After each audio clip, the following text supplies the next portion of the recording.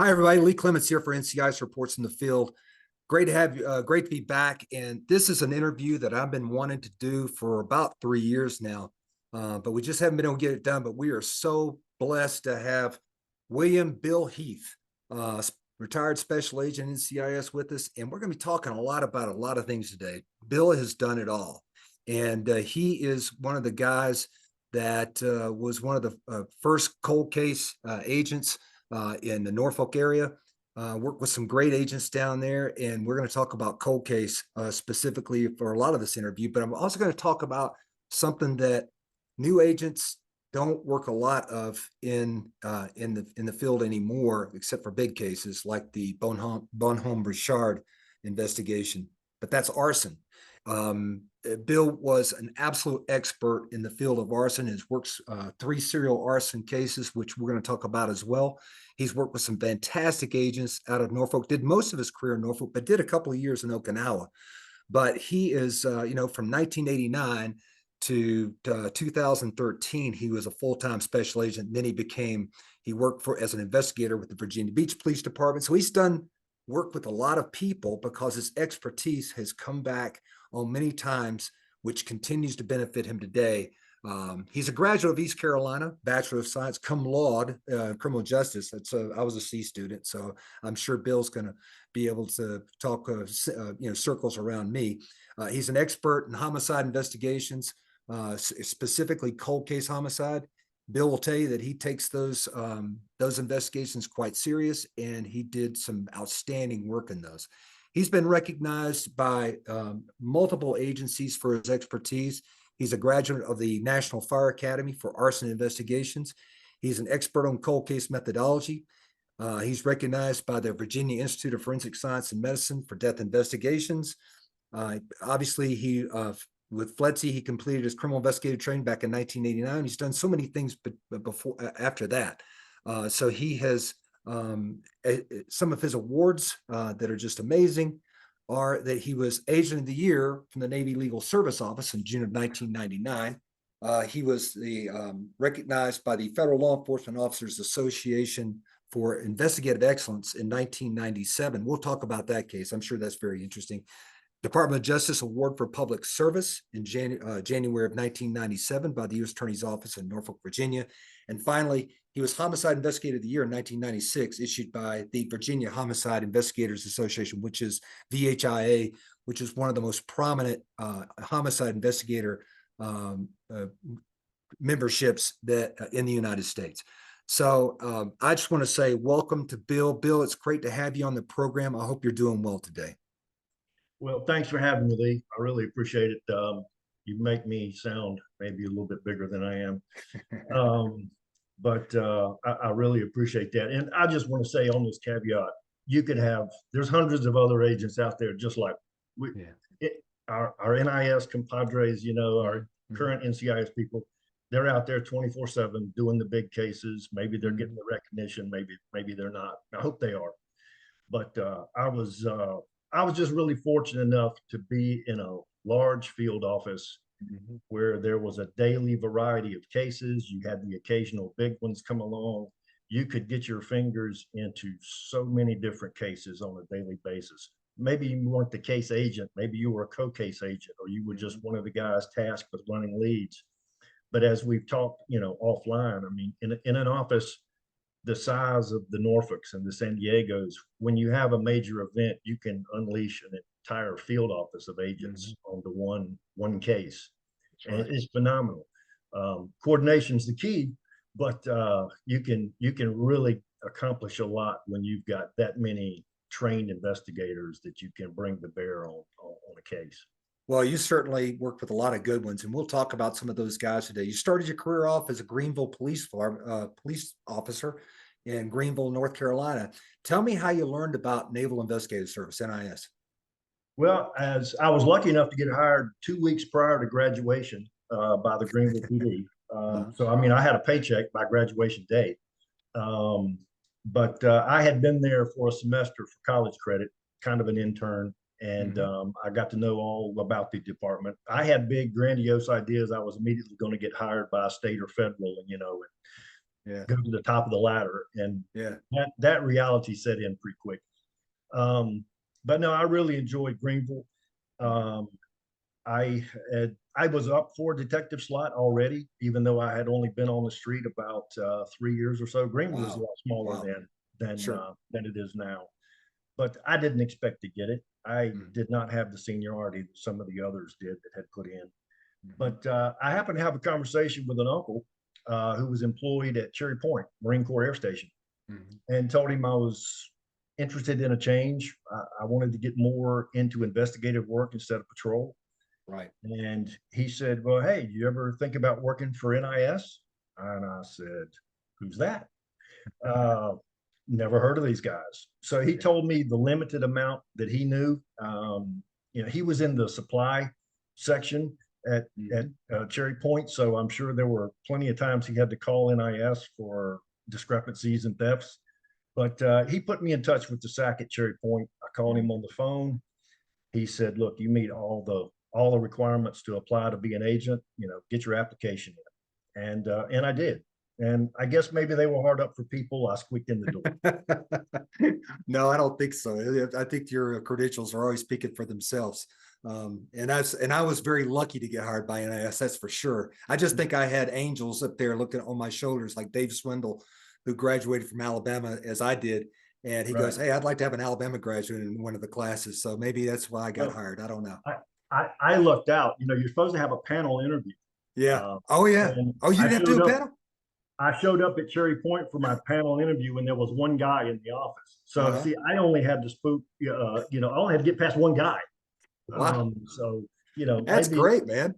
maybe if it had been a panel of three, I might not be sitting here right now. So let me ask you, did he keep you in there for 4 hours like he did they did the rest of us? No, Oh, it wasn't. wow. I don't recall anything really that. I mean, the only thing I do recall one question that caught me completely off guard. He says, "What's the biggest financial and economic issue facing the country today?" I was Oh, like, wow. I'm thinking, what does that have to do with investigating felons?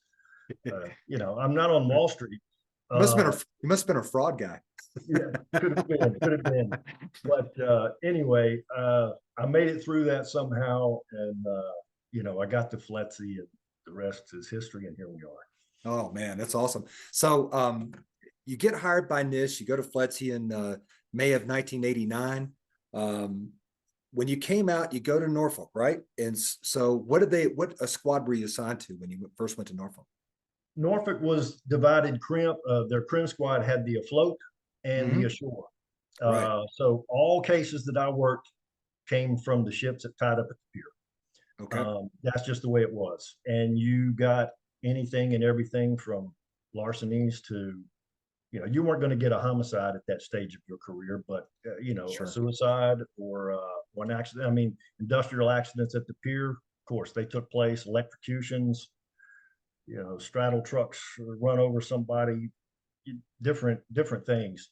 But I got right off the bat, I got a wide variety of cases, and like we just discussed, you're cutting your teeth on a little bit of everything, and then you keep your eyes open in the office and you figure out who the senior people are. Who Sure.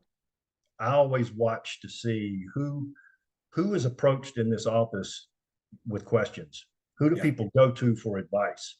Yeah. Because that's the person that I'm going to go to for advice. And Mhm. luckily, you mentioned great people: Tom Goodman, Debbie Rocco, Debbie Gassi at the time, Mhm. Dave Cronk, Jeff Ruffino, Tony Succi, Jim Cody, Dave Chipwood.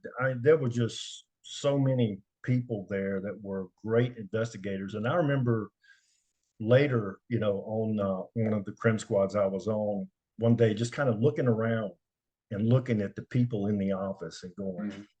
this is an incredible bunch. Yeah. The investigative talent we have in this room is phenomenal.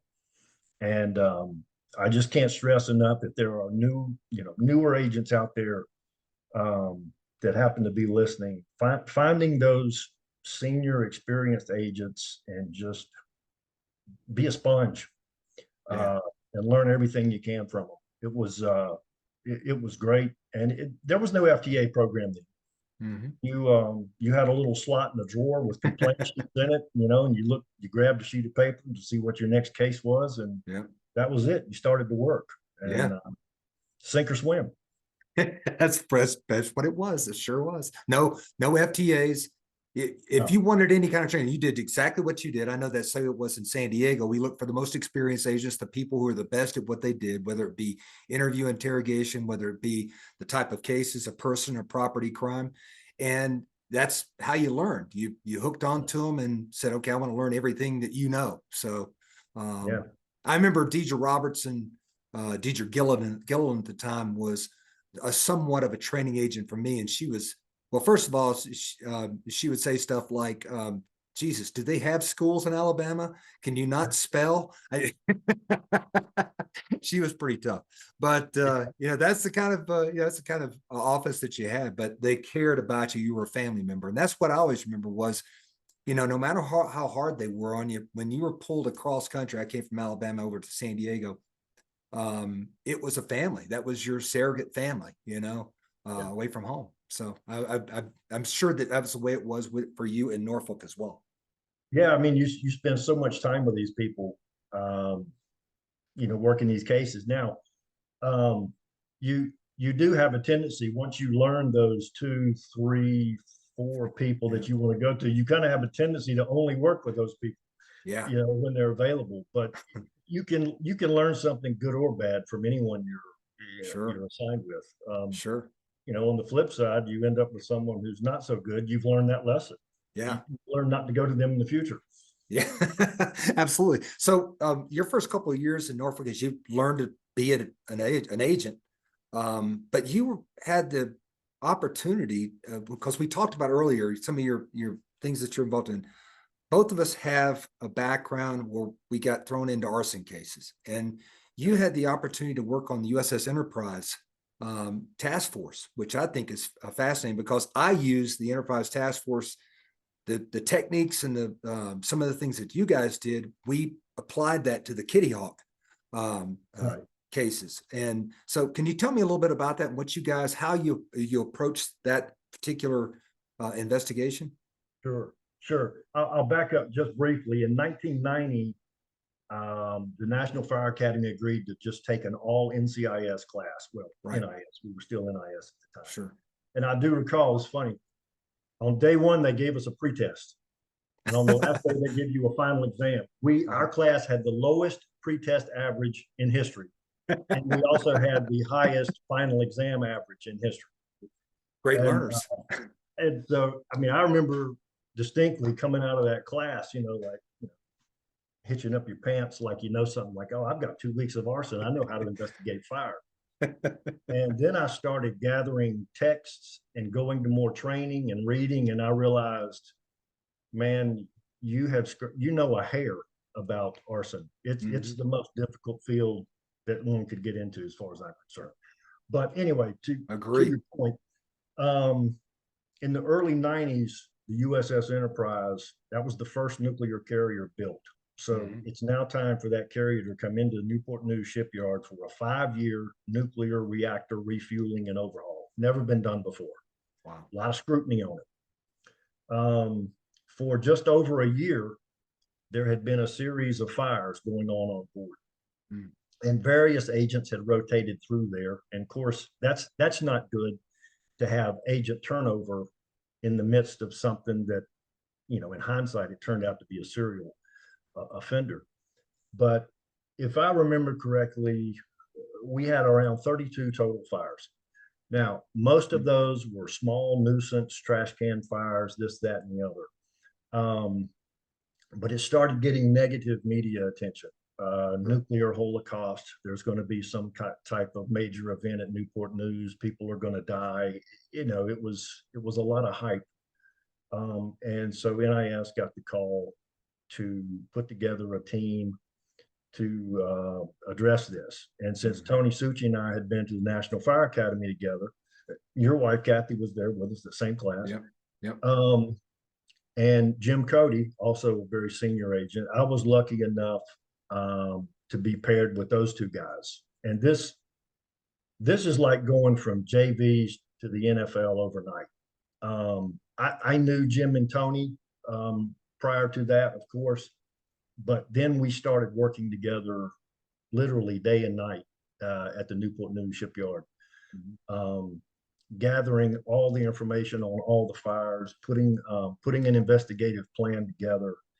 One of the first things we wanted to do was approach the FBI to see if they could help us with a profile. Yeah. We had, even though the ship is in the yards, there were still about 3,000 people on board, and most of them young males. So it's kind of hard to start narrowing your suspect group. So we gathered all the information to the fires at that point. We had schematics from engineering of each level of the ship. We had all the fires laid out on it, numbered. All the work that had been done previously on these fires. We had all this stuff in a briefing package for the FBI. So we left at dark 30 one morning, went to the bureau, sat down with them at Quantico.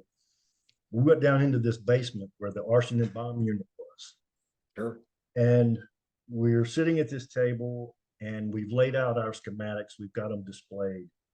And one of the guys at the table looks like your typical college professor, white hair, white beard, and a pipe. Yeah. And he's looking at the schematics and he's stroking his beard. And he said, the fires seem to be progressing from aft to forward, like a big phallic symbol. This guy might be gaining an erection as he sets these fires. And I kind of thought to myself, Toto, we are not in Kansas anymore. Oh, wow. But no, we had a great discussion. We had multiple meetings with them. They came to Newport News to tour the ship. Long story short, they put together a profile for us on what they thought our fire starter might quote look like. And incidentally, we gave them many NIS shipboard arson files, and they actually published a study on profile for shipboard fire starters about a year after that. But we took that information from the profile, and granted, you have a pretty homogeneous crew. And the other thing we had the Navy do is, this is before scanners. We had them put barcodes on all the sailors' IDs, and actually they had to set up scanning stations. We needed to find out who was on board when. Unfortunately, the ship was in dry dock.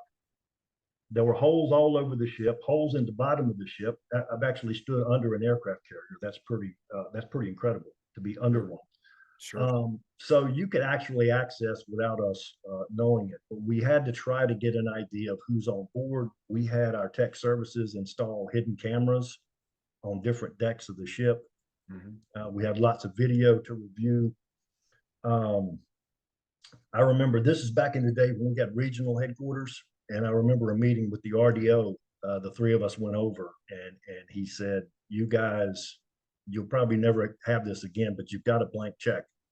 You get anything you want to stop these fires and find this person. Whatever you want, you got it."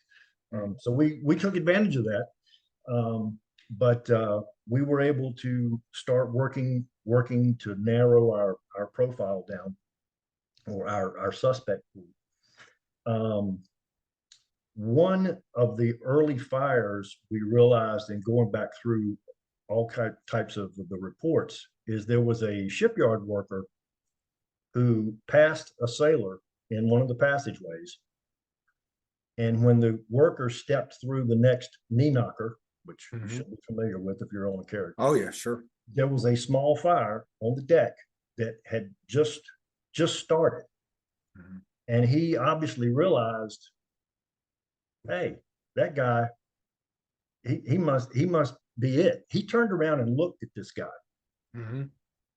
He saw him from the backside. But this is a time when, I don't even know if it's the norm anymore, where the sailors used to have their names stenciled above their back rear pocket. Yeah, sure. Yeah. We had Doc Gellis come from headquarters, and he put this guy under hypnosis. Oh, wow. And so federal law allows hypnosis. Most state laws do not. Under hypnosis, this guy gave us some letters in the name, not the whole name, but gave us some letters And we had a police artist go in and do a sketch while he was under. Interesting. Great. All turned out to be a great likeness of this guy. Hmm. So we posted those sketches everywhere. One day, one of the master at arms was just doing a check of the ship on patrol, and he came to a space, and he could not. The door wouldn't open. He's pushing, he shoved. He finally forces the door open, and there's a guy standing behind it. And this place is under rehab. All the equipment's wrapped in brown paper. He's got no business being there. The guy gave some excuse about what he was checking on and he left. Well, the MA thought, damn, that guy looked like the composite. And he went out. He's flown the coop, nowhere to be seen. Yeah. But he told us, he said he had an electrician's mate ball on his petty officer patch. We're like, you positive? So based on our profile, based on the electrician's mate, we went to our electronic database, and we had only a few possible suspects. One guy looked pretty good in particular. We started background on him. Tony and I went down to Milton, Florida, where he lived before coming in the Navy. We went to the local Piggly Wiggly at midnight one night to interview the night shift, and the people there showed us all the places in the store where he had started fires, how he used to play with his lighter. Just wow, massive amounts of great information. We had video that I had submitted to NASA for them to try to enhance. This is back in the day of videotape. Yeah, sure. A couple of the fires got pretty large. We had some trace evidence still at the lab. The Navy made the decision to administratively separate this guy. There was a lot of bad press. It turned out completely unrelated that this guy was homosexual.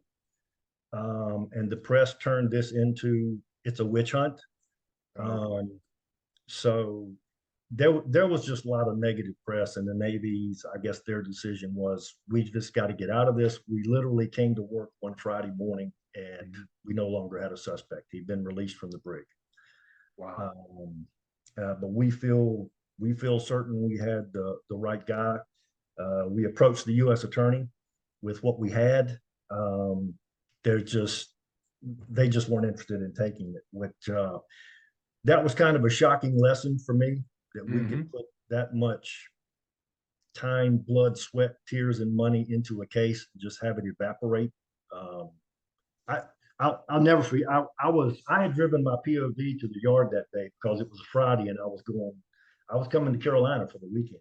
And this was like 8:30 in the morning. And when I found out that he was gone, and I was so mad I could not even speak.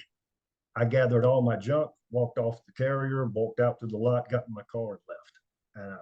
And I couldn't even, that was rough.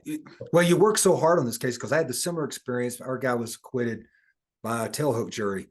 And I remember I got a call from Kathy, who had done a lot of the forensics work. I said, you know what? I think I'm just going to quit. I said, I can't believe how much evidence we had on this guy. And literally the judge was like, well, hey, we'll hold sentencing in 15. It's not going to take long. And they came back in within 15 minutes and acquitted the guy. And I was like, okay, you know what? I worked so hard on this. That was the case that I said to myself, you can only do what you can do. You can't predict what a jury's going to do. Right. I mean, and that's really the only conclusion you can come to. I mean, I struggled, early on that, what do you mean my finished case is not going to the prosecutor's office? Yeah. It's going to the CO/JAG. Yeah. But hey, that's the system. That was the way it was. That's the military system. You work in that environment. Yep. Wow. But I did. That did pay dividends. I'm kind of jumping ahead. Yeah. Our weekly meetings at the regional office got my face known to the higher ups there. Yeah, sure. Jerry Nance was at the region. So when cold case became formalized, Jerry was the SAC and had to choose a couple of agents to be cold case agents. And I was lucky enough to be one of them. And I think the work that Jim, Tony, and myself did on that task force kind of let Nance know that, hey, Bill's going to work hard. You know, whatever task you give him, he's going to work hard. So Yeah. that paid dividends. But staying on the arson front, there were a couple of other serials that one did go to court, and there was a conviction and a sentence. He was a reassigned master at arms who did not want to be a master at arms, and he did not want to work night shift, and he was mad, and he was setting fires all over the base, set some pretty significant ones. Really? Yeah, but Tony worked that case a whole lot. I helped out a lot. I actually was duty agent on a couple of his fires. But I want to say he probably did 7 or 8 maybe. And but we got a good conviction there. I had another. This was up on the peninsula, Newport News, Hampton area. Navy, excuse me, Navy had gone in and rented an entire apartment complex, and for people that were in the yards. And one couple had the elderly mother living with them. And believe it or not, you really don't hear about female arsonists. That's true. True. She was an arsonist. She loved her Jack Daniels, and when she would drink, she would get that urge to burn. And she was in fact a racist. A lot of times her targets were African Americans. Very little evidence to work with. I was able to figure out who she was. Could not got her to make some tacit type of admissions, but not the smoking gun. I never had enough to get her into court, but she left the state. So I figured that's a win. Yeah. At least I scared her out of the state. Yeah, exactly. So what was her on? So when you look back on these arsons, and the people who start arsons, motivation, we've seen a couple of them here. Anger, a racist, if you will. Right. So did they have a particular interest in what type of accelerant or how the fires would start? No, not really. A lot of the fires I did, they were simply somebody flicking a bic. That's mainly it. Yeah. Open flame device, we would call it in the reports. They would just flick their bic on some stock or some boxes or some trash and walk away. Yeah.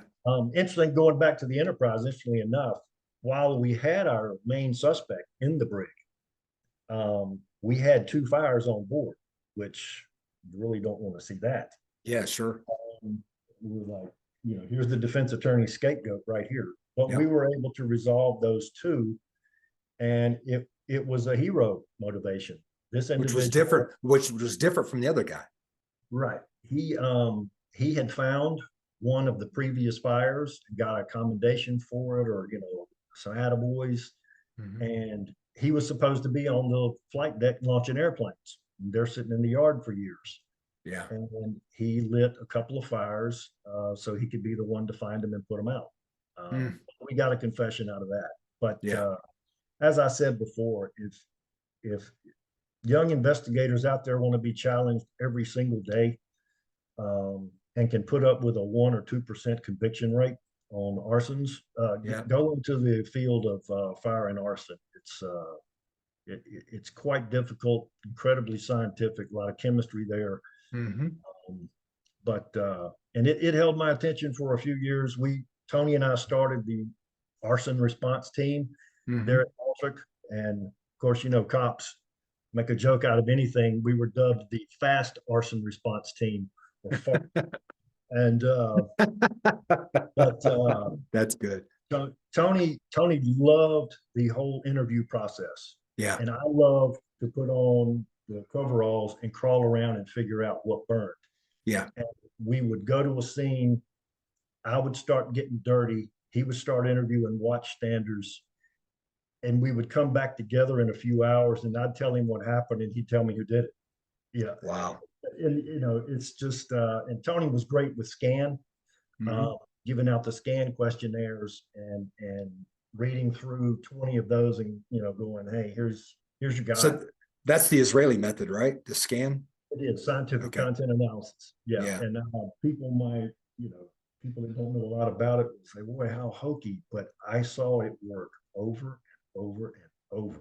I used it on Arson and Quantico, the Mhm. scan, and Kathy was trained in it. So I was, once again, she was a headquarters asset, but she was helping us out on an Arson and Quantico. So it just, those, it's interesting because we talked about this earlier as far as, the good interviewers, and Tony was certainly one of the best. And there were just guys that were just, I had Chuck Wormuth, who was a very meticulous guy who gathered information, and I watched how he did those interviews, and always impressed by what he could pull from his cases. When you look back at those cases, on the arson cases, what do you think is the key to success on an arson case? Because the as you said, the rate of the solving rate, if you will, is so low. What is the key to success? I don't know if I could point to any one thing. It's just you've got to open your mind up to just any possibility. Yeah. I mean, don't discount anything. And you really need to do everything you can to find witnesses. Mm-hmm. Those forgotten witnesses. Nowadays, there's cameras everywhere. Mm-hmm. Those are the types of avenues that you really need to go, because, like I said, a lot of these were nothing more than a suspect flicking their bic on a bag of trash. Well, guess what? There's no DNA there. Yeah. There's no fingerprints. They didn't touch anything. Yeah. It's going to come down to how much effort you're willing to put in to turn over every rock. Right. And this day and time, I think you've got a much better chance of getting people on video, more access control in a lot of places, have a better idea of who is or is not in a location at a certain time. But all those things are going to be key. And one point I always tried to make to the younger agents, I don't care what kind of case you're working. I always try to think like a defense attorney. Yeah. I'm getting ready to do this search, or I'm getting ready to do, how is a defense attorney going to attack this? When you're working your case and you're looking for that suspect, you're going to come across other people that you might suspect momentarily or for a while. Well, guess what? That's going to be the defense attorney's scapegoat. You got to eliminate people along the way, or you're going to be in for some rough times on the stand. It is not. I don't know how often people actually testify at court martials anymore, but it is not fun getting grilled on the stand. Especially in the military court martial, because they're the most meticulous, I think. They literally have that, what do agents do wrong, block checking mechanisms. Yeah. And attack you on every point. Absolutely. And you'll save yourself a lot of heartache to eliminate those obvious suspects as you're working the case, rather than the night before. It's 5 o'clock, trial's over for the day, and the prosecutor says, hey, I need you to go clear this guy, and this guy before tomorrow morning. Right. And believe me, it happens. I would a couple of homicide trials that we'll talk about, grueling days, sitting around the courthouse all day, then literally go to the prosecutor's office after court for the day and get my to-do list for the night. Yeah. It's just, it never ends. Well, that kind of leads into the next thing. So, in the early 90s, you're working these arson cases. Jerry Nance recognizes that you're a really good investigator who's very meticulous and, working these cases. So he selects you for something new that, our new director, Roy Nedrow, has brought in and focused on, was cold case homicides. And can you talk a little bit about how that all started in Norfolk? Because you were obviously one of the first guys to do it. Sure. I came off I was the agent afloat on the Roosevelt in January of '95. And one of the SSAs said, "Hey, some of the old murder cases we have lying around might start getting some attention. Would you be interested in looking at one?" I mean, I couldn't get my hands out fast enough. I Yeah, absolutely. sure. So they handed me one, and I started working it. The We had no training and no methodology at that point. Joe Kennedy was the first program manager at headquarters at that time. He built the cold case unit after lots of research and visitation to other departments, but it wasn't formalized yet. Yeah. So I was kind of glad to see when I got formal training that summer of '95 that what I had been doing up to that point was pretty much on par with what I should have been doing. I felt That's good. kind of good about that. Yeah. I'm thinking, well, I'm gonna go get some training and find out how far off base I am. Um, but we had about 35 agents, I think, initially chosen to be cold case assets agency wide. And myself and Dan Rice were in Norfolk. We were the two cold case agents there. That's right. And so we got some training. It's a matter of pulling all these cases together and start assessing what you have. You asked me in the pre-interview about, issues or problems that arose. There was a lot of pushback from field office management that we're losing assets to this headquarters program. Right. And I get that. Present day cases are making the phone ring. 20-year-old murders aren't making the phone ring anymore. Right. So I would find myself many days trying to bow towards the Norfolk management, give them what they want, and bow towards headquarters and give them what they want on a cold case. And it was stressful at times. Yeah. Trying to bow to two different masters. But at the same time, I mean, from day one, I was like, I can work cold case for the rest of my life, and they'll drag me clawing at the door frame and holding case files. They'll, dragging me out of here to get me to quit. I just love it. I always found every single aspect of death investigation to be fascinating. Yeah. From assessing the crime scene, processing it, going to autopsies. Autopsies are where you learn. I would go to autopsies if I had some downtime. I would call the local ME in Norfolk and go, "You got anything good on the table? I'd like to come down and look." You get the pathologist. If the pathologist sees you're interested and you want to learn, they'll teach you. And I got to know the medical examiners in Norfolk very well. We had Portsmouth Naval Hospital right there for the purely military type, suicide thing. And I was at autopsies constantly, and that helps you tremendously in working death cases when you learn what injuries should look like and on a body. And when you go to the scene and the husband says, "My wife fell down the stairs with the laundry basket and she's dead," and you look at the body and go, she didn't fall, she was beaten to death. You just have to learn all aspects of it. And the forensics, this is back in the day too, as you well recall, MCRTs didn't exist. Right. In a large field office, you might have had one agent with some extra crime scene training. Yeah. But I mean, most of my career, I carried a briefcase with 2 copies of every form that NCIS had. Yeah. I had my own 35 millimeter camera in the trunk with a bunch of lenses, and I had some fingerprint powder and lifting tape. And, I was ready for whatever came. Yeah. But you really learned all aspects of the case, and working the cold cases. The forensics are what I just ate up, because I was constantly reviewing evidence, talking to the crime lab people, going to see them. It's easy to say no over the phone. Go see someone face to face and talk about your case and some exams that you might want to do. And it's kind of harder to tell people no to their face.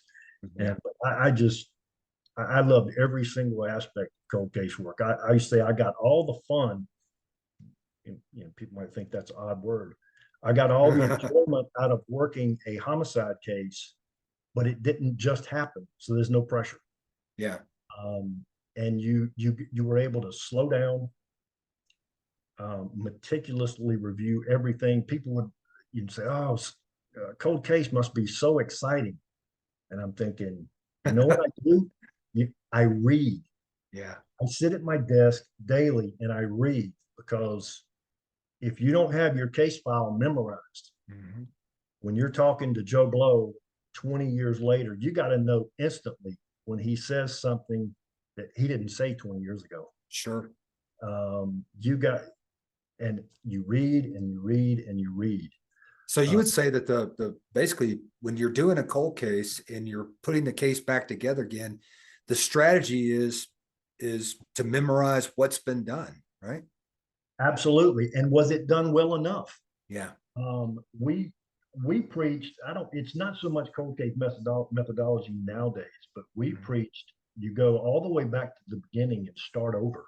Yeah. I mean, go find the patrol officers that are now lieutenants, that Yeah. responded to this case, this dead body 20 years ago. Yeah. And we'll get to them. But I mean, I had a couple other homicides that I was working in Norfolk too, real time, but I approached them the same way. Mhm. One of them we assumed from a local PD, and I started over Yeah. and completely redid the case, and it worked out. Yeah. So let's see this. So let's go through typical strategy on a case, one of your successful cases. So because you work several of them, talk about identifying suspects and that is how that how that's done when the case is 20 years old. Yeah, well, we'll talk about the Kimbrough case if you like. Yeah, let's do that. Let's talk about the Kimbrough case. That was one of the premier cases, cold cases in Norfolk. And Mhm. it had gone through multiple agents over the years. And what people fail to understand about homicide is there are so many different moving parts Right. where something can go wrong. Okay, my name was on the paper and I'm the case agent. Now I'm sitting here talking about it like it was mine. Mhm. But base police responded when this girl was found. NIS agents responded when that car came out of the water. I mean, you have crime scene people, evidence people, lab people, prosecutors. You have so many different people that if they screw up their portion of this little investigative wheel, the case is destroyed. Mhm. And if it had not been for all the previous NIS guys working on this and doing what they were supposed to do, we wouldn't have had anything to work with in 95. But I'll try to make it quickly as I can. Back in March of 92, a young radioman, she came into the Breezy Point Message Center at 3:40 in the morning, which was her schedule. She came in the Mhm. back of the base. She picked up stacks of naval messages, classified and unclassified, on her way to work. And then she would change into her uniform, sort all the messages, and then deliver them to the commands around the base. Incredibly foggy night. Not couldn't see your hand in front of your face, foggy. She Mhm. walks out of the building with a stack of messages. A guy upstairs on the second floor at the head, in the head, hears a scream. He looks out, and all he can tell is some brake lights maybe disappearing in the fog going towards the seawall. This is at a building right next to where seaplane ramps ran down into the water. Mhm. So there's water right at it drops off, the parking lot drops off into the water. Mhm. They went out, searched, couldn't find anything. An hour later, scattered messages are found blowing in the parking lot. About 24 hours later or so, they are searching the water beside the building.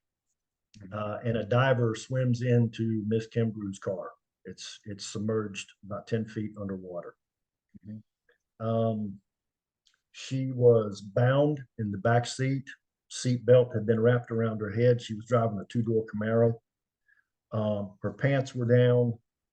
She had been beaten, um, by all appearances, sexually assaulted, um, and she drowned. There was attempts at strangulation as well. Um, This case was worked. There were a multitude of suspects, but nothing concrete. The case was closed. In 1985, the John Walker spy ring case broke. Sure. Sure. She had classified access, naval messages. They found a watch. I forget the details of that. There was a watch with some initials on it.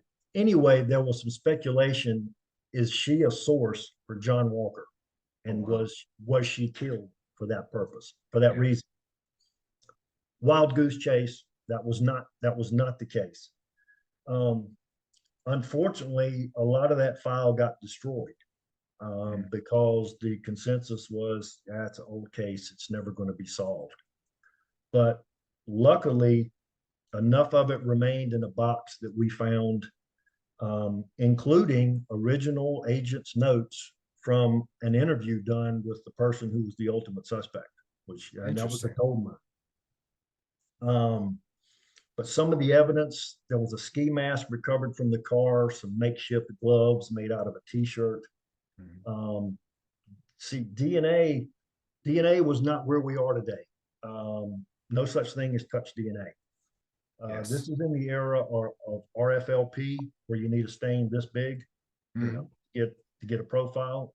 PCR testing was just coming into its infancy and was only being done at private labs. Interesting thing from the scene that night is when the messengers would come in, they had to sign a log. And one individual signed that log 4 times that night. And we had a copy of the logbook page. Well, his command was only big enough to warrant 1 trip a night.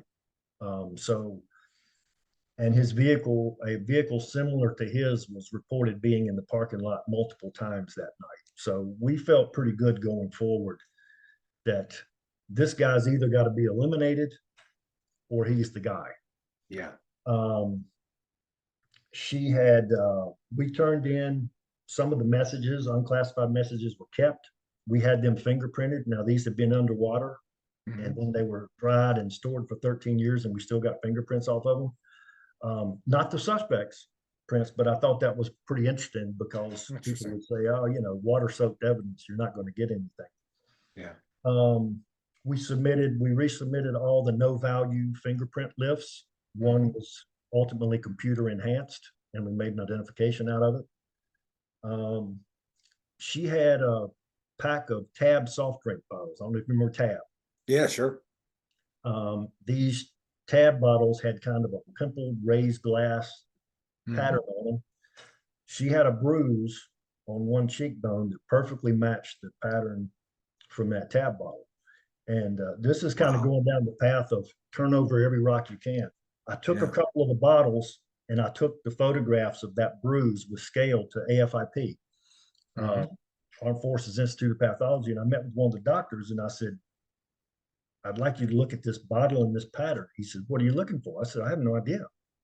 I'm just trying to find out anything you can tell me. And he came back later. He found the exact place on the bottle that made that pattern. And the bottle was going across her face. You would think being assaulted with a bottle, somebody's holding the neck. And is striking you like this. The bottle went across her face. And that comes up later. We still had her swabs from her autopsy, but they were degraded. Obviously, but they were able to get DNA from the wooden shaft part of the Q-tip. So we needed more information on this guy who was in California at the time. He was in Palmdale. So Rod Baldwin was the cold case agent in LA. Rod did phenomenal workups, so much information on this guy. So we were doing surveillance on him. We were pulling his trash, learning about this guy. We decided that we had enough information that we were going to go get this guy's DNA. We did not want to alert him. So we had an undercover scenario that Joe Kenny and I put together. We went out to California. we're sitting there, literally sitting there one morning eating our, free eggs, the hotel Mm. buffet. And we realized the scenario we were looking at is not going to work for a myriad of reasons. And I knew from previous training and experience that you should be able to get DNA from saliva. Like, again, people, this is going way back. Yeah, sure. So I called the Division of Forensic Science Lab in Richmond and I said, hey, can you get DNA from saliva? They said, theoretically, but we've never done it. And I said, okay, I'll take that under advisement. So I came up with the idea of doing a fake door-to-door survey. Mhm. We had Jackie Paulus come in, who was a female agent from the West Coast, looked a lot like our murder victim, and that was by Interesting. choice. Yeah. We knew he needed money for going through his trash, and so I typed up a fake survey about where do you shop, salary range, age range, this typical survey. Sure. And I typed at the bottom, to ensure the privacy and integrity of the answer, please ensure the envelope is properly sealed. And Jackie went into the neighborhood, wired up, went door to door, paid people $5 a pop to do this survey. We have a whole surveillance team around. And she goes in, he does a survey and licks the envelope. His wife does a survey and he licks her envelope. And then Jackie says, well, why don't you just leave those two together, put them in this big envelope? So he ended up licking 3 envelopes. So I felt pretty good that if you can get DNA from saliva, we should have this. Right. We came back. I came back to Virginia and brought the 3 envelopes, turned them over to DFS, and they were able to get DNA. First time it ever been done in Virginia. Wow. And they put me in the DFS traveling case study show, and then everybody started doing it. But we had a lot of fun working that case. It was a lot of work. Joe and I went back, and he confessed. We intercepted him in the parking lot at his place of business, and we ended up taking him to a nearby hotel where we were staying, and we interrogated him for several hours. Mhm. And he eventually gave it up, and U.S. attorney prosecuted him for rape and murder, and he ended up pleading guilty. Yeah. So do you remember on that interrogation, was it a theme-based interrogation? How did you guys prepare for that interrogation? Because everything is riding on this interrogation. So how did you guys prepare for that interrogation? We prepared like you should for any interrogation. We had multiple things that we had discussed beforehand. We had props. I had an accordion folder that was numbered. We talked about when I would pull things out. And you know as well as I do, if you're doing a 2-man interrogation, the suspect will normally connect with one of the people. Right. He connected with Joe. Yeah. I just sat there and watched Joe get the confession. But I would pull out props at the appropriate time, and I remember distinctly. See, he'd never been confronted visually with his crime.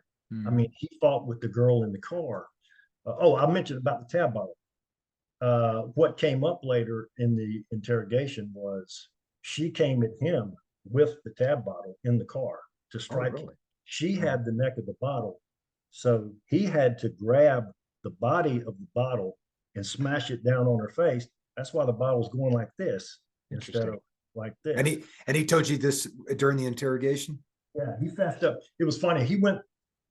Each iteration of that night's events was a little bit more incriminating. First he started with, she wanted to have sex. She wanted me to tie her up. She wanted me to wear the ski mask. She had a bondage rape fantasy. Yeah. Then we would explain to him, doesn't really fit with the evidence. Then the next iteration was a little more damning than the first. And after several hours of this, we figured we've got enough. We've got what we need. But that one was that one was a lot of work. And like I said, so many previous agents worked so hard on that case. I was just lucky enough to be at the tail end. And I tell you what, I remember distinctly that day. I have never been so mentally, physically exhausted in my I life. bet. I bet. We had the see at that time we didn't have arrest authority. We had marshals waiting, That's taking true. when the marshals drove away with him and we were done and everybody had been notified, Mhm. I was like a walking zombie. I mean, I can I think imagine. I think we went downstairs in the hotel, got something to eat, and then just crashed. But good feeling though. Yeah. Um, Great family. I'll never forget the trial we went through. Even though it was a plea, Pam's family showed up, and Yeah. her mom and her dad and her brother and her mom. Oh my God! I remember looking at her mom giving the victim impact statement. Looked Yeah. just like a 60-year-old version of our victim. Wow. But I dropped them at the airport. Obviously, they're full of questions, and I'm answering everything I can. And we get there, and I'm shaking the dad's hand, shaking the brother's hand. I turn around, and her mom grabs me and hugs me, and she says, "Thanks. Go help another family." Wow. That's awesome. So, because I mean, it was the motto of Cold Case at the time was to the families we owe the truth. Or To the living, we owe living. respect. To the dead, we owe the truth. Yes. That, wow. And that had to be an amazing moment when you get to do that and bring closure to a family like that. Best days of my career Yeah. when a jury comes back has come back with a verdict, and the victim's family will give you a hug and say, thanks for your work. Yeah. Wow. Yeah, you can't, that's amazing. So I mean, so let's talk about the cold case and kind of the building. So obviously, after you make a case like that, and I'm certain that the SAC now is going, hey, this is one of our best programs. We need, we need to put more manpower in it. So what? How did the cold case program, did it grow in Norfolk, or did it just kind of stay with you and Dan? Well, no, it stayed with just the two people, Uh-huh. and there was so much work. I mean, Hampton Roads, you're familiar with. You've got Sure. Norfolk, Portsmouth, Chesapeake, Newport News, Mm, Hampton, Suffolk. I mean, it's a whole mm, one metro area, yeah. and the military's everywhere. So you Yeah. can work joint cold cases with every agency, Sure. and we had tons of joint cases. I got to know so many different cases. I got to know people at Virginia Beach that Mhm. paid dividends when I retired. So much overlap. I mean, as the saying goes, you couldn't swing a dead cat in Hampton Roads without hitting people in the military. Wow. They're everywhere. So it was to use an old Top Gun. It was a target-rich environment Yeah. for working homicide cases and cold cases. And Yeah. but it's unfortunately it's cyclical. Um, and same in the local law enforcement field. Cold case became the hot thing. Yeah. All the departments, oh, we're going to have a cold case, and then maybe you nail one or two fairly simple cases, and Hmm. things ramp down, and it's not a priority anymore. And then it's Yeah. like, well, work it in your spare time. Well, that Yeah. doesn't work. You don't have any Yeah. spare time. And so there has been, from what I saw at NCIS, there was a definite ebb and flow to, Hmm. to the cold case. Like another case I gave you some detail on was the Wiltrout case, and Hmm. Tony and I were working on that. And then 9/11 takes place. Well, Yeah. CICT became the number one priority. ATFP stuff, and cold cases definitely went by the wayside. And it was a couple Sure. of years before Tony was able to come back to that case and get the resolution. Wow. Um, but he and I worked a lot on that. But I mean, from my standpoint, I wanted the cold case to be manned, funded, and supported. Hmm. To this day, just like it Hmm. was on day one. But Hmm. that's just not the reality. It Yeah, sure. there's changing priorities, always. Well, was there any, as far as protocols on cold cases, you talked about the touch DNA aspect of in the Kimbrough case. Did you see the forensics of work on those cases become better as you progressed in the 90s up to Oh yeah. 2001? Oh yeah, the technology. Well, shoot, now I think the technology changes by the hour. But Yeah. Yeah, during that time I was associated with the cold case program, you could just tell how more discriminating they were getting. And I remember thinking way back then, Mhm. what's going to happen when we get too good at finding DNA? When Yeah, you're finding people that have nothing to do with nothing, yeah, and you've got their DNA in the middle of a scene, and it's going to come down to the investigator. The yeah, investigator's got to clear that up. You know that, yeah, oh yeah, you visited that house a week ago legitimately. You're not the suspect.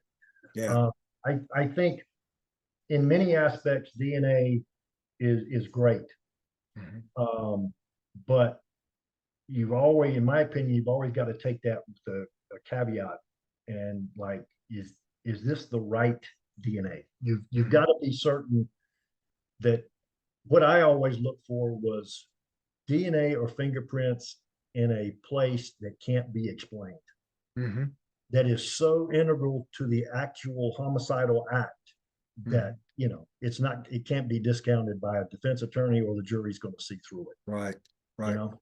Once again, you're looking at it from the defense attorney's eyes, you know. Always, always, Mhm.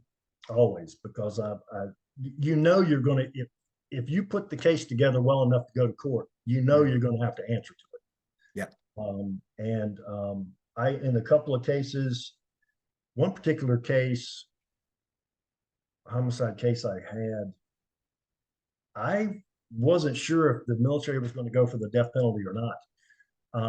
Well, if they do, at least back then, they would reach out and find, you know, a specific attorney or two that has death, you know, capital case experience, and bring them in Mhm.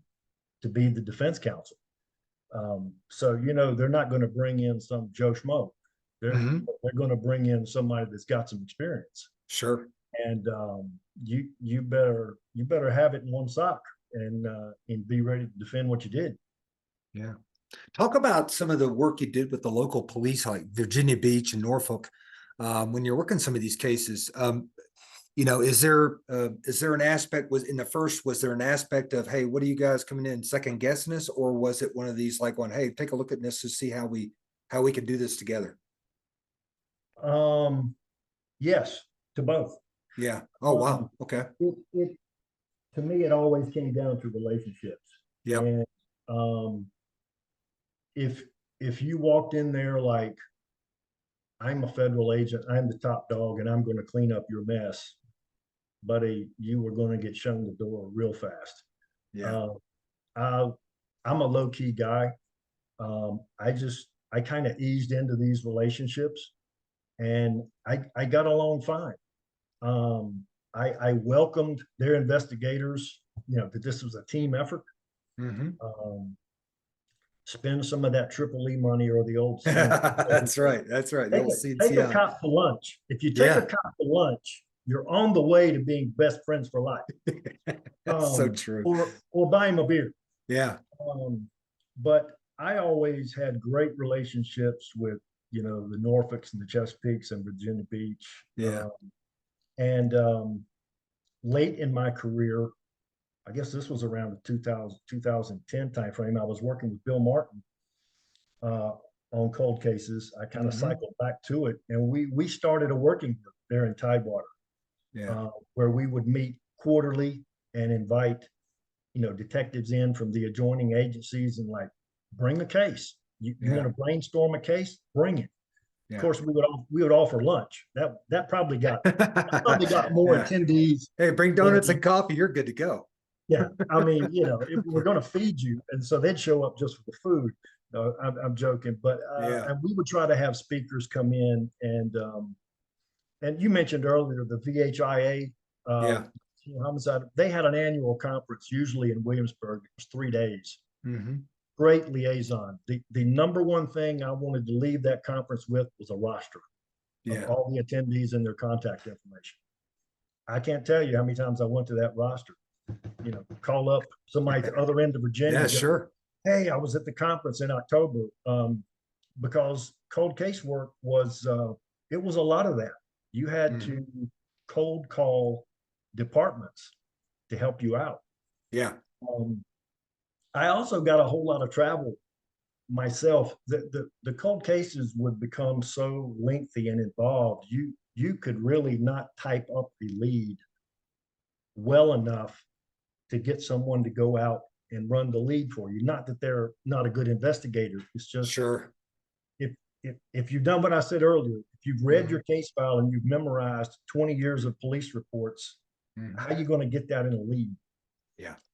So I traveled to many places in the States, working, doing my own leads. Well, I remember a lot of people would put on action lead sheets or the ALSs when they'd send out a lead, they'd say, "Call me before you go in this lead." You know. That's it. Yeah. That's it. Yeah. Absolutely. But it's interesting. Well, so how many cold cases you say you worked on while you were in Norfolk? Oh, I don't know. We would cycle through. I mean, well, Dan and I we were co-case agents on, each other's cases. Yeah. We get cases going with locals. Um, so there's really no way to tell. That leads Yeah. would come in, other cold case leads would come to us. And I guess during that time, um, people saw the work we were doing in cold case. So we had two murders, Hmm. um, that we ended up, one occurred on base, and the other one we took over from a PD. Uh, Maybe I shouldn't have done such good work on Kimbrough and the others, because then I got saddled with these. Now, I know, I'm telling you, I didn't care what kind of death it was. If a death happened on base, I wanted it. I Yeah. mean, Sure. I just wanted it. I liked Yeah. working the death cases. Yeah. Um, but one instance, I was actually driving to the VHIA annual conference, and my phone rang, and it was the ASAC. He said, "Where are you?" I said, "Remember, I'm going to the conference." And he said, "Keep Hmm. your phone on. We're taking over a murder case from a local PD." And I hung up thinking, that's not good. Yeah. Uh, the local PD is not giving up a case unless there's something wrong with it. And that was the Steve November case. And so they had Let's just, talk. Yeah. So let's they, talk about November. How did that happen? I mean, as far as he was a Roosevelt sailor found dumped in Newport News.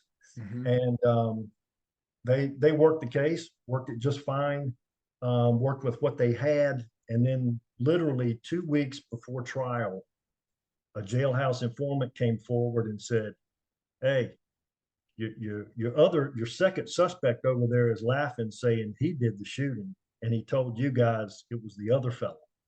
Well, who wants to hear this 2 weeks before going to trial? Yeah. Um, they just they weren't. I don't think they were in a situation to dedicate the manpower and time to get this cleared up. Mhm. Fortunately, suspect, co-suspect, and victim are all Navy. They call the JAG. JAG says, "Yeah, we'll take it." So I got a fresh start on the trial clock. And Yeah. again, I tackled it like a cold case. I just started over. Mhm. Um, so it turns out all of these guys knew each other. The primary suspect and the victim were former roommates. Hmm. Um, the victim could not lived on the ship, couldn't keep his personal handgun on the ship, so he gave it to the other guy to keep because he lived Hmm. off base. Turns out the victim shot with his own gun. Um, so when I got the case, I basically started over, and task number one is to find out if this informant's credible or not. Turns Yeah. out he wasn't. Flunked the polygraph, looked at his informant history. He's not credible. I put it to bed. Mhm. Uh, so then it becomes, did the story the co-suspect tell, is it possible? Yeah. Shooting inside a moving car going down the highway. Yeah. The car was still in impound, so we took it. We started over with interviews. We started over with all the evidence reviews. Mike Maloney, who was the um, crime scene specialist, the term now Mhm. escapes me, but he was at Lejeune. Yeah. Mike did a complete reconstruction inside the car. Um, the the local PD had done what they could, but the car had been thoroughly cleaned. They just, there was little physical evidence. Their case was going to be largely testimonial, and then of course the informant ruined all that. So Mike attacks this vehicle like I try to attack, the case file. And one of the things he did is he cut the upholstered seats out and turned them over. And they're the most beautiful blood stains you've ever seen. That's awesome. And the voids are right where they're supposed to be. You can see where the victim's butt was, on the back seat. Yeah. The story was co-suspect driving, main suspect front passenger, victim half reclined on the back seat behind the driver, and that the front passenger turned, bam, bam, bam, right in the car, right as they're going down the road. So we need to figure out, is this possible? And from Mike's construction, we found out, yeah, it is possible, all except for a headshot, which was kind of like a coup de grace after they dumped the body. They put one more into his head. Interesting. But he was ultimately shot with his own gun, but we didn't have the gun. So getting that information in NCIC, doing an NCIC offline search on the serial number of the gun, getting ATF involved in the hunt for the gun, getting the original purchase paperwork, all this stuff went into, I'm like, I got to get this gun. And the other thing, we were looking at time of death. The body was damp, so I had to get some meteorology data on when it rained, when it didn't. We were trying to put together a time frame to firm up all three of them being together. Their story was, oh yeah, we were together. I pulled over to get some gas at the 7-Eleven, and Steve wanted out. So he got out and we drove away, and we never saw him again. I got to put all three together, in that car. And so that was obviously a big part of it. And whether it's cold case or not, my mind never shut off. I can't tell you the number of times I was awake at 2 a.m. wondering, what am I not seeing? What have I not done? Why can't I solve this? Well, when Mike did the reconstruction of the car, and you're saying the person, you shot the person behind him, were those torso shots, hits, and then you had a shot on the side of the head that kind of told the story? It's funny, he was laying like this on the ground, face down. But we had a through and through shot to the head, and the tail end of a bullet protruding out of the skin in this arm. So that means the bullet's tumbling and it's hit something else. Obviously, it's come through the head. Yeah. So that's the only scenario we could come up with. Is they dragged him by his feet, his arms are up above his head, kind of like this, and a shot goes through and it's into this arm and recovered back here. Wow. And the other shots were torso. Yeah. So I remember one morning, it's 5 o'clock in the morning. I'm in the front of the mirror shaving, getting ready to go to work. And I'm thinking, Bill, you are an absolute dumbass. This shooting occurred on the Monitor Merrimack Bridge tunnel.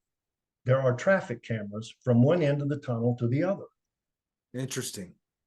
And I could not get to work fast enough. And I called them, and it turns out we are like a month or less away from those tapes being erased.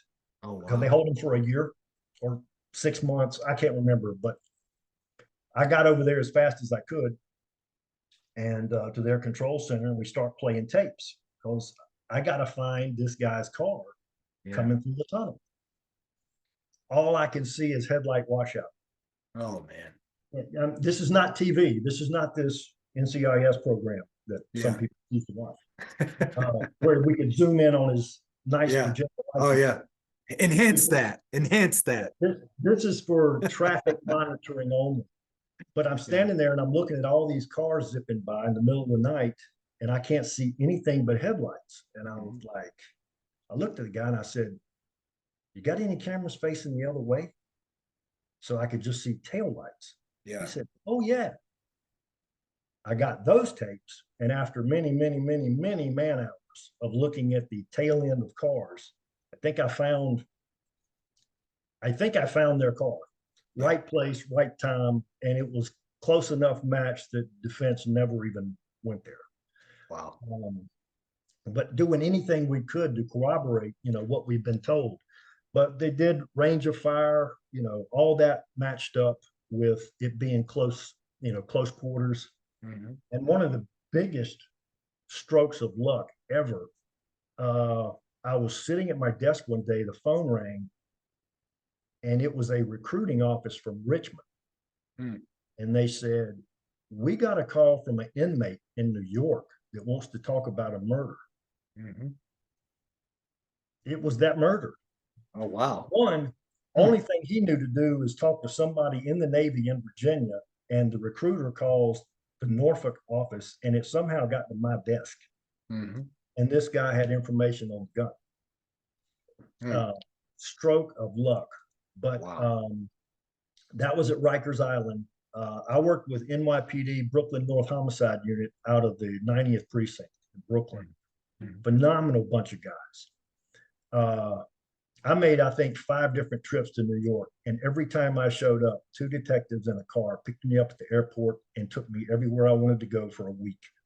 They're good people, man. Love NYPD. Great people. I could not have solved this case without them. And so they interviewed the guy at Rikers Island and said, yeah, you need to come up here. So went up there, gave me a lead on a guy that might have been involved with the gun. Turns out, after a lot of work, NYPD had Steve November's gun in the lockup. Yeah. Now, at that point, I'm thinking, God, I hope the barrel's the same. I hope it hadn't been switched out. Yeah. So, yeah, sure. The person I need to talk to has a criminal record. He's out, but he's got a criminal record. And we're trying to find him. And nobody will talk to us. Mm-hmm. Word finally gets back to this guy that we would like to meet him in a park to talk about what he knows. Mm-hmm. He doesn't want to show up. He thinks it's a setup. He thinks the cops are trying to set him up to arrest him for something. Sure. But he very cautiously approaches me in the park, and we sit down and talk. And I tell him about the case, and I show him a picture of the weapon. He said, yeah, that's the gun I bought from Hector. And I said, really? He said, yeah, you want to know how I know? Of course, I would really like to. So he points to a scratch on the gun. He said, that's where my nephew dropped it on the sidewalk outside of my apartment when he was playing with it. Okay, I'm like, okay, I'll overlook the fact they're letting the kid play with a loaded gun. But it's New York. It's New York. They probably handed one shortly after. But he identified the weapon and said that he bought it from Hector, and he told him that he had committed a murder with it. His term was, he told me he had a body on it. But I got ahead of myself. Just prior to that, when I found out NYPD had the gun, they pulled it for me. I grabbed the bullets from evidence from November's body, hopped a plane to New York, took a cab from the airport straight to the NYPD ballistics lab. Guy came out. He's been examining bullets all night long on the night shift. Yeah. And I said, hey, I'm here to have these bullets examined. He didn't know anything about it. Nobody had told him. But I explained what we were doing there. The ATF agent came with me. And he said, sure, give him here. Wow. We walked back in the back, the little double microscope thingy. He puts the bullets up there. He's like, look here. And he said, it's a match. That's yes. Yes. Got my murder weapon. So that one worked out very well. At the end of it, we had the gun, we had the blood spatter and blood stains with the connection, all that. The co-suspect, testified, and the main suspect, I think, got life, no parole. Wow, that's great stuff. And I was lucky enough to work with, you know, we've worked in this for this agency for years, and we've all Yeah. heard stories about JAG attorneys. Yeah. But I had the senior trial counsel there was just incredible. Hmm. Ran me ragged. I mean, Thorough. I'm out pulling stuff out of the weed. He had me go to the suspect's girlfriend and get love letters. Hmm. And going, what is it? What's this guy doing? And then he uses the content of the letters to show how manipulative the suspect is. I'm like, I got it. Genius. Genius.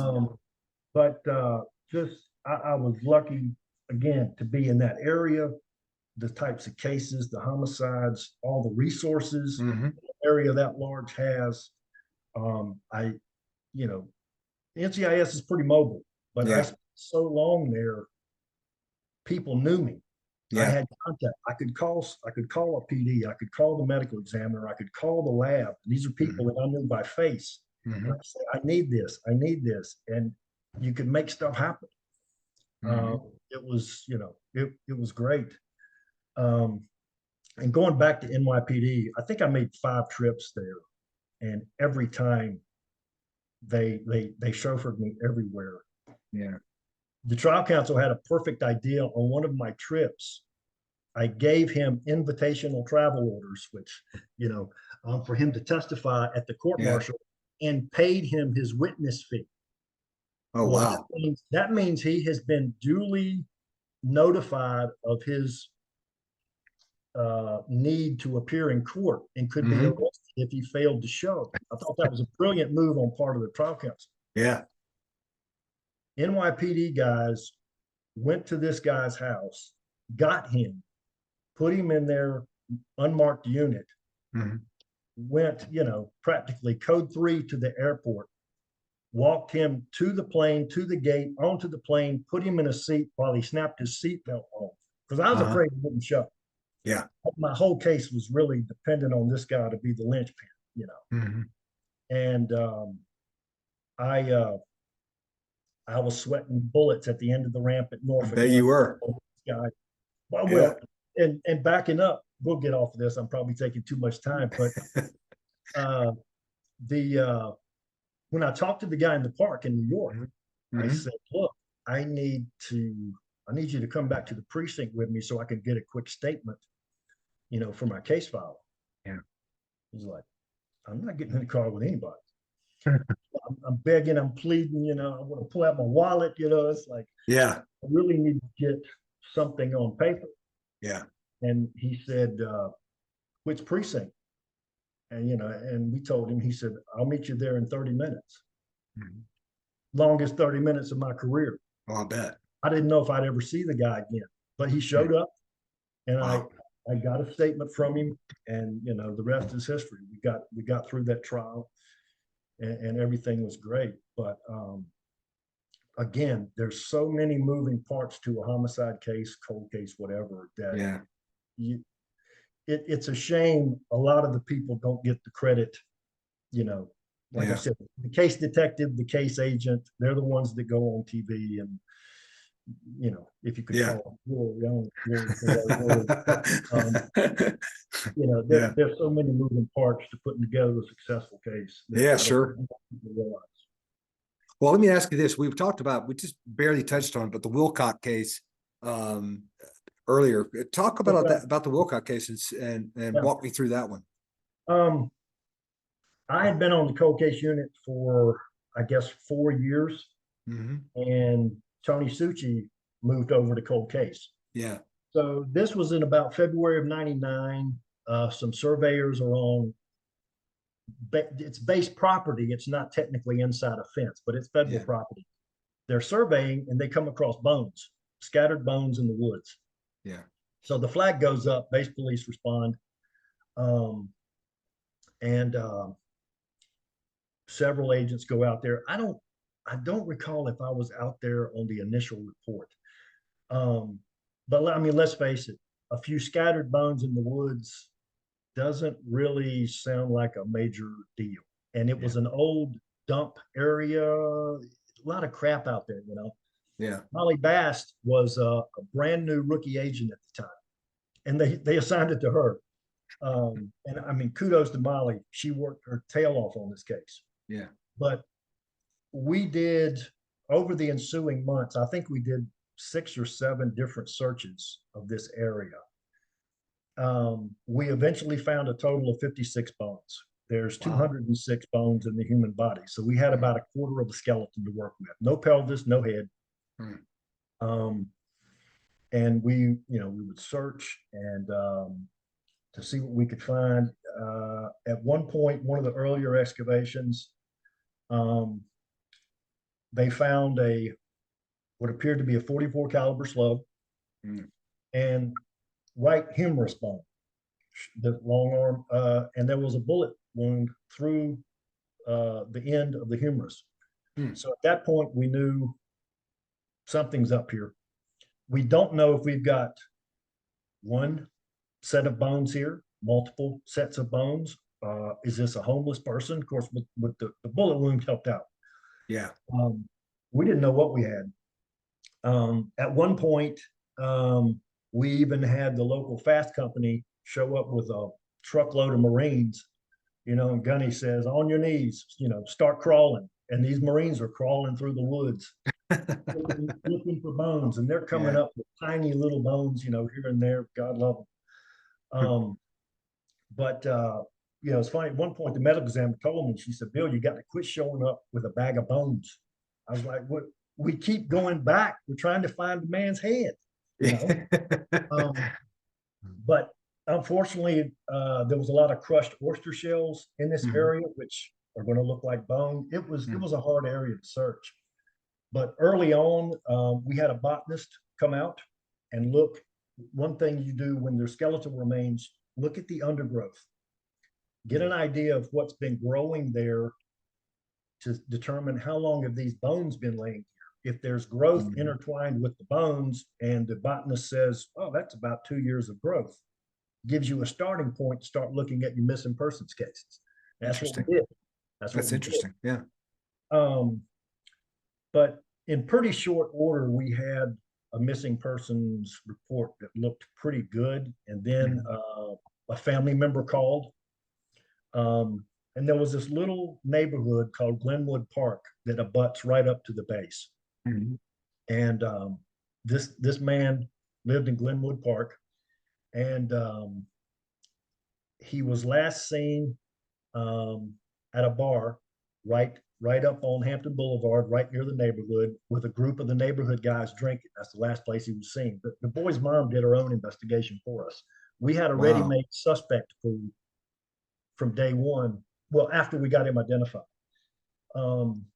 We had to do a lot of extensive work to find his dental records. Dental hygiene was not a priority for this man, but we were eventually able to locate x-rays from a dentist, and an odontologist made an identification based on teeth.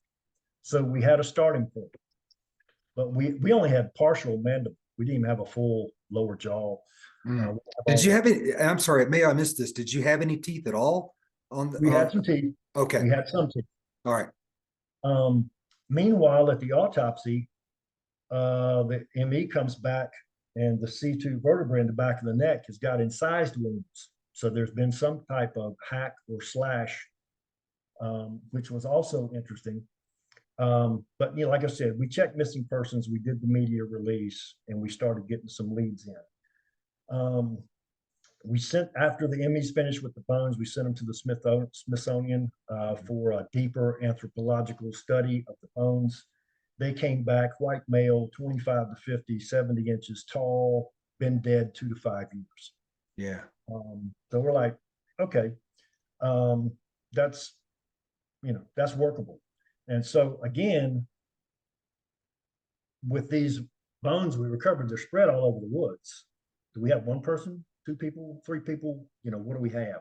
Yeah. So I suggested to Tony, I said, we got to do mitochondrial DNA, got to get blood from the mom, but we're going to submit the humerus with the bullet hole and the C2 vertebrae with an incised wound. And if they're both from Will Trout, I think the ME will make the jump that this is a homicide. Forget all the other bones. Yeah. Let's match up the bones showing injuries to his DNA, which we were able to do. We made a couple of different trips to Tennessee, where he was from, got to know the family real well. So at one point, like I said, he was with 4 other individuals, I think, that night. At one point, I found myself at Norfolk PD, gathering background on all of these guys. Right. Needed mug shots, crim histories. I needed everything. And I went to the gun desk and I asked the sergeant there, "Can you run these names?" So he disappeared. In a few minutes, he came back and he said, "I got 1 hit." I said, "What do you have?" He says, "I got a hit on Mark Gilmore, which was the ringleader of this little bunch. He kind of ran his own little gang in Glenwood Park, and he was the top dog." And he said, "Yeah, purchase permit for Mark Gilmore." And I said, "What did he buy?" He said, "A 44. I'm thinking, nice. We got a 44. We had several 44 slugs by that point. Mhm. And I said, "What was the date of purchase?" And it was 10 days prior to our murder. Mhm. I thought, I guess he wanted to try out his new toy. So I'm walking out of the PD and I called Tony. I said, "Case is solved." I said, "Now we got to prove it. Yeah. We got to put somebody's hand on that trigger." Mhm. And unfortunately, it wasn't too long after that. I transferred to Okinawa, 9/11 hit. The case went cold for a while. But when Tony got back onto it, I was actually rotating back out of Okinawa and coming back to Norfolk, but in a non-crim assignment. I was begging to be let off of that for a few months to get this case closed out. Yeah. But what happened was they put together a team of agents, simultaneous interviews. Mhm. You're always looking for anytime you got a group, obviously you're looking for the weak link to break Yep. first. Yep. But they were able to get a couple of the lesser involved guys to fess up to being there when the murder occurred, how it happened. One interesting part of the story is one of the guys said, "Yeah, we left the bar, we're walking down the railroad tracks. We're going to go back in the woods and smoke some dope." And for no reason at all, Mark pulled out the 44, shot him in the head. Wow. And he said, "We were stunned. We're standing there. We've just witnessed him commit a murder." And the guy said, "I was scared to death. I took the gun and emptied it into Wiltrout." He said, "Because I didn't want him standing there with a loaded gun," which I Yeah. thought that, I don't know if that's a story that kind of helps him out in his mind a little bit or not. I can't blame that thought process. But in any event, they fessed up. Gilmore actually was already in prison on drug charges, so we never got around to talking to him. But all 3 of the other guys fessed up to being there. They actually told us where the murder actually occurred, right near the railroad tracks. We went back there and did more searches and found more evidence there. So that was corroborated. And turns out Gilmore had instructed 2 guys to go back the following day after the murder and chop the head off. That's where the incised wound came from. And there was a concrete lined canal just a few feet from where the murder occurred. Mhm. And after they chopped his head off and put it in a bag, they threw the machete into the creek. And we went in the creek and we found it and pulled it out. So we were able to corroborate their confessions. After a lot of work, I've kind of synopsized this quickly, but I just tell people all the time, "Hey, confessions are great, but if you don't go out and corroborate it, Yeah, it's true. you got nothing." Yeah. That's why you get 50 facts. You have 50 chances to show that your person's telling the truth. Yeah. So actually, they got some minor sentences. I forget exactly what. And Gilmore actually entered an Alford plea, meaning I'm not admitting guilt, but I also admit you have enough to convict me. So I think he got 15 years or something like that. Wow. But just another No But one once again, crazy once case. it, the satisfaction comes when you go to the family and you've provided closure for a case. Oh, Tony kept in touch with the family until they died. Wow. You know, the family's looking for somebody to hang on to, you know, and you don't want to give them false hope, but at the same time, you know, you're trying to help them out. But yeah, I back it up. Before I realized Gilmore was in prison, I was going to send him.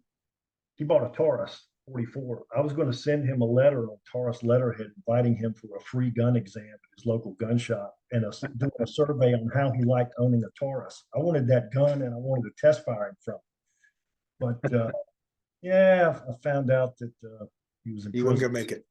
I knew he wasn't going to be coming to the gun shop. He probably would love to have come to that. All things considered, he would love to be able to bring his Taurus.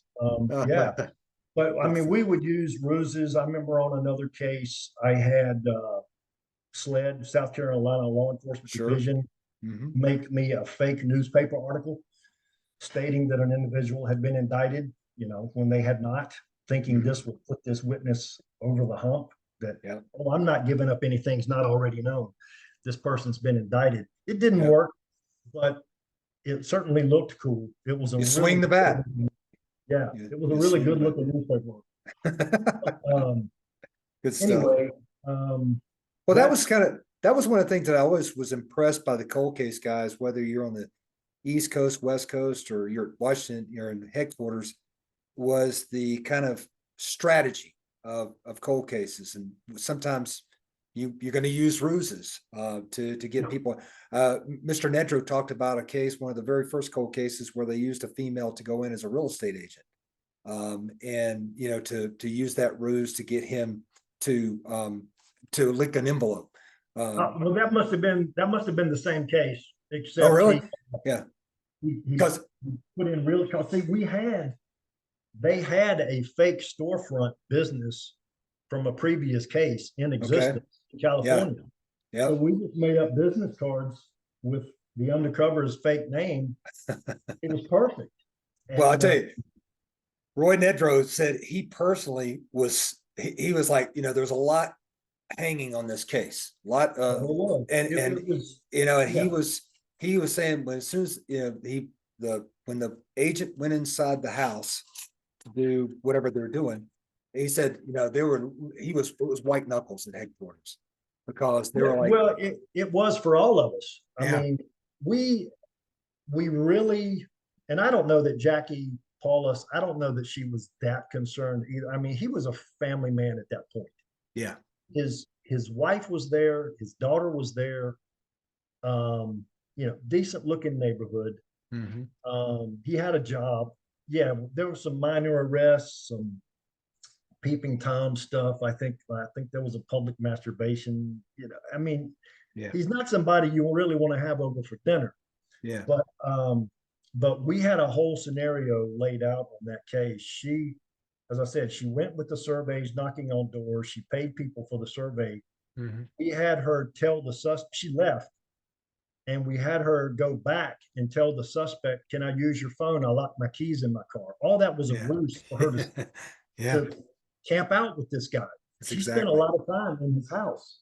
Yeah. And then another agent rolled up, who's her coworker, you know, with an extra set of keys. We even had her write him a letter or two after that was borderline flirty, you know, just to play with his mind a little bit. Yeah. And but as I said, when we were interrogating him, we pulled out her picture, you know, holding the badge. All that's a ruse. You know, he's starting to see the jig is up. And you know, I mentioned earlier, when we got to a point in interrogation where I needed more detail. You know, like I said, his scenarios weren't as incriminating as we knew they should be. Sure. And when I pulled out some pretty graphic crime scene photos of Miss Kimbrough in the car, blood, gore, he looked at that and he said, "Oh my God, I'm a monster." Let's get that down on that notepad right quick. Yeah. Great spontaneous utterance. And, Yeah. and, he wanted to call his wife after that interrogation. And so we let him have a phone, and I stood within earshot, and made notes of everything he said, because he made some Wow. admissions there. And, before the marshals took him away, it's just, I look back, I think we talked in the pre-show, I can't believe I'm 62 years old and I've spent 38 years in this field, Yeah. all total, and it's gone by in the blink of an eye, except for duty nights. Duty nights never went by fast. No, they did not. Time stopped on duty nights. Oh my God. Other than that, Agonizing. other aspects of my career, man. Well, I mean, obviously you went to Okinawa for a couple of years, but you were able to do some unique stuff in Okinawa. I thought was interesting, working with the Philippines and with the police and some of the stuff we with the did. NCI. We worked with them. I put on an arson and bomb class with OSI in the PI. One thing I don't think I mentioned, I had a couple of long TDYs there with Joe, and our phone rang one night, and it was the embassy, and they just said, "Get here as fast as you can." Mhm. Not much detail. Our office is located in the embassy in Manila, I guess. I Yeah. don't know if it still is, for Yeah. those that might not know. So we had to get our driver and make a multi-hour trip to get to the embassy. Turns out there had been a bombing down in Zamboanga, the Okay. southern part of the Philippines, and killed a U.S. Army guy, seriously injured another one. And the only federal agents in the Philippines was the FBI LEGAT and me and Joe. Yeah.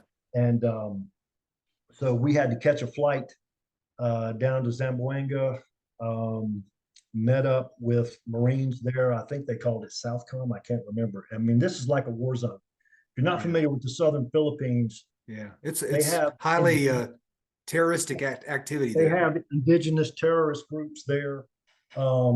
And piracy off the coast. I mean, Yeah. it's like the Wild West. Yeah. And so we're at Southcom with limited gear, and we're in an armored convoy going out, to the bomb site. We do what we can out there in the screaming heat with limited resources, and the Marines are like, "Hey, we're leaving at 5. We can't guarantee the safety of the scene after 5. So we do what we can." We call Okinawa, and this was kind of a test case.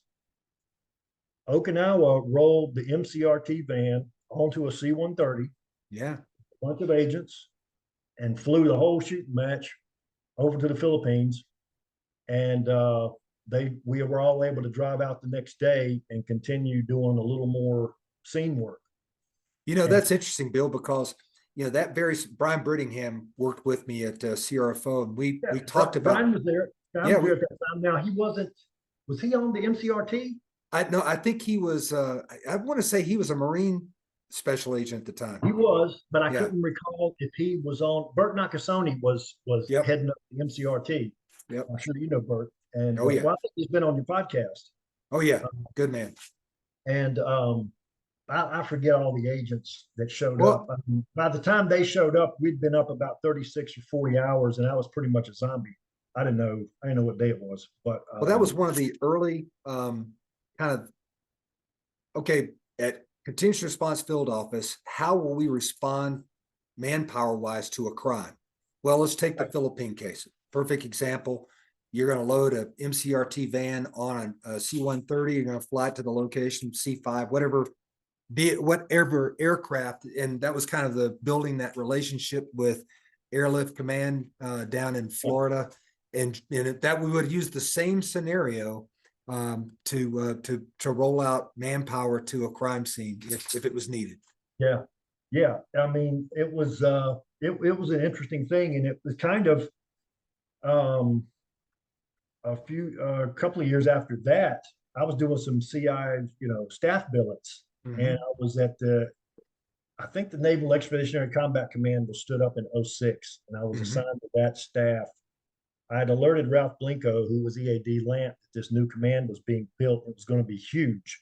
Yeah. And that there was going to be opportunities there for NCIS to insert themselves. Right. And it was breaking ground stuff. An old crim dog like me had no business being there. Yeah. But I had to try to teach myself a little bit of CICT stuff as quickly as I could. Yeah. But that was kind of a lead up to all that. That is when we really started formally inserting CICT trained, crime scene trained people deploying with, Navy units, Yeah. the Marine units, Special forces. the CI HUMIT teams. Yeah. It was. I remember we were trying to put together one of the early missions, and I think one of the supervisors from CFO came up because one of his guys was going, and he basically got pissed at me because I couldn't answer his questions. Yeah. And I don't think he grasped the fact that this is new stuff. Yeah. I don't know the answer, and I don't know anyone that does know the answer. Right. I would love to be able to answer your question. I can't. Yeah. It's never been done before. Maybe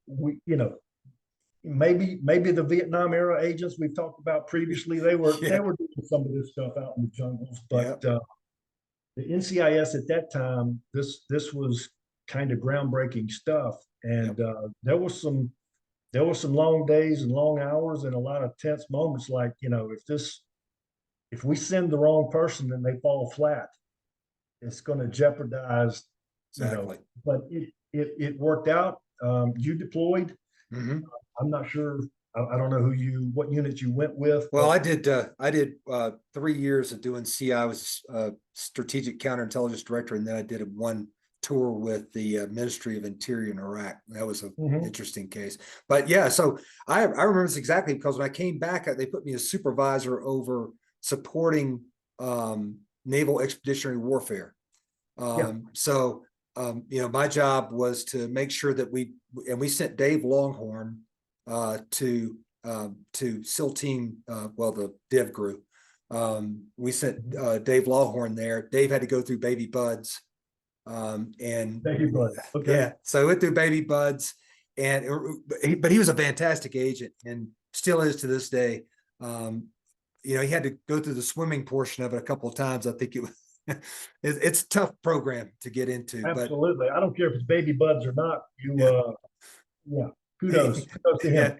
Yeah, he was a squared away individual, but we had to find the right guy. Like you said, you don't want to put the wrong guy with those guys. You won't recover. No recover. And I mean, early in the war effort, I remember we had a couple of guys that went and supported a couple of SEAL teams, and one guy, I remember he retained a nickname that was given to him by the SEAL team because he was always, I'm not going to mention his name. I was going to say, you probably can't say the name. I can't, but it was one of these deals where, they would tell a story and he would top the story. They would tell a story, he would top the story. So he earned the nickname of Topper. And if he watches this, he'll know who I'm talking about. I'm not going to mention who it is. And there's a lot of people. But anyway, but your work with NECC and those things, you had to have the right people on the ground there in Norfolk with those entities, you with your personality and the way you, and see, I always said that being a criminal investigator really sets you up for success. As we used to say, the FCI, former criminal investigator, the best FCI agents, the best CI agents were former criminal investigators because those guys really know how to, understand, deal with personalities, and certainly you were an expert at that. So kudos to you. That's what drew me to this agency in the first place. Yeah. I never really wanted to go into management. I wanted to be able to come to work every day and work on felonies. Yeah. Good stuff. I don't just give me my complaint, give me my case file, and leave me alone, and I'll work this case. That's right. If I have a problem, I'll come to you. But as long as you're not hearing from me, I don't need a thing. And that's just kind of the way I approached the job. I tried not to make waves. I always felt a responsibility that if somebody is paying me a salary, that I owe them 8 hours or 10 hours or whatever the job entails, and they're paying me to do the job. I'm gonna do the job. Yeah, exactly. We kind of laughed yesterday when we were kind of chatting on the phone about the old school NIS agents, coming into the organization. You had John Marquette as your first sack. I had John Marquette as like my second sack because he came straight from Norfolk to San Diego, and he was a scary individual, strict, no nonsense, but if you worked hard, and that was the thing with Mr. Marquette, if you worked hard, he would leave you alone. Yeah. And that's pretty much the way I tried to handle any supervisor. And I guess I succeeded. Yeah. Because one of those homicides I picked up, well, that's one we didn't even talk about. They were always big on, let's have meetings. Let's get 30 people in the room and have a meeting. Well, most people know if you get more than about 3 people in the room, you're not going to accomplish anything. You're not going to get anywhere. Yeah. But I briefed up the boss, on what we had first thing that morning after we'd been working all night. And he didn't call some big grand meeting. He did not pester me about what was going on. It's like, Bill's got it, and I'm gonna, he's gonna as long as he was, he was just. I really liked working with Mr. Marquette. In fact, about a couple of years of him being sacked, it was traditional that on Friday afternoons in San Diego that we would end up at the main brace having beers, and that was where the sack would hold court on what happened that week and how things were going. And then Mr. Marquette would say, "Hey, well, I'm going to go to Rosie O'Grady's. I expect a few of you to be there so we can talk about it." He was that kind of guy, but it was like a very quiet guy. But man, you do not want to get on his bad side. He would, he was a fire breather. As we said, the further the red went up his head, the further away you needed to be. He was going to blow. And, he was something else. Same room. Well, listen, Bill, it's been great visiting with you. I got to tell you, man, I've been waiting to do this for a while, and man, you delivered. I mean, it's they're talking about the cold cases and how that all kind of progressed and where we are today with that. I think the success that we have today, I mean, we talked about, it's like you were more of a gumshoe back in those days because you didn't have all the technical assistance that you have now. But at the same time, a lot can be learned by being a gumshoe and doing the work that you did. Investigations now taking turns more towards forensics and technology, but going and knocking on doors and going face to face with people is, I guess I'm a dinosaur, but that's where you start making those relationships and connections and start really uncovering what actually happened. I mean, I've always laughed and said, anybody can ask who, what, when, where, and write it down. Yeah. That's not an investigation. You got to take that information and keep running with it and see where it leads you. Just writing it down. Well, of course, stenographer does that. They write down what they hear. That's right. That's right. right. You need dyslexia if that's all you're going to do. Just you get the basic information, and then it's up to you to build it from there. Yeah. Well, Bill, is there anything else that we want to cover today? You've been such a great guest. I really appreciate you coming on the show, the podcast, and the YouTube channel here. I'd love to sit down in the future and talk about more stuff. We could talk about all day. I mean, literally, we could go all day long and just talk war stories. Everybody knows you don't get old cops, old investigators talking war stories.